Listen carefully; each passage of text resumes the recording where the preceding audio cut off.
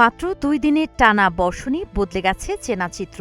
সড়ক পরিণত হয়েছে জলপথে, যানবাহন আটকে পড়েছে পানিতে, আর জনজীবন কার্যত স্থবির হয়ে পড়েছে।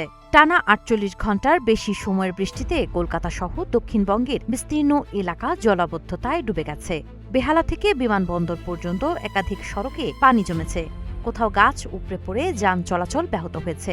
নিচু এলাকাগুলোতে জলাবদ্ধতা কাটাতে পাম্পিং স্টেশন চালু থাকলেও টানা বৃষ্টির কারণে পরিস্থিতির তেমন উন্নতি হয়নি।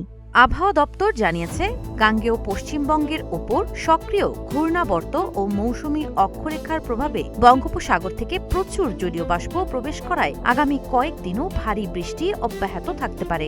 দক্ষিণবঙ্গের একাধিক জেলায় হলুদ এবং উত্তরবঙ্গের দার্জিলিং, কালিম্পং ও আলিপুরদুয়ারে কমলা সতর্কতা জারি করা হয়েছে।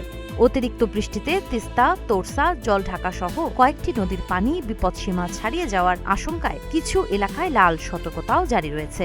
এদিকে পশ্চিমবঙ্গ ছাড়াও ভারতের ২২টি রাজ্যে ভারী বৃষ্টির সতর্কতা দিয়ে প্রশাসনকে সর্বোচ্চ প্রস্তুত থাকতে বলা হয়েছে।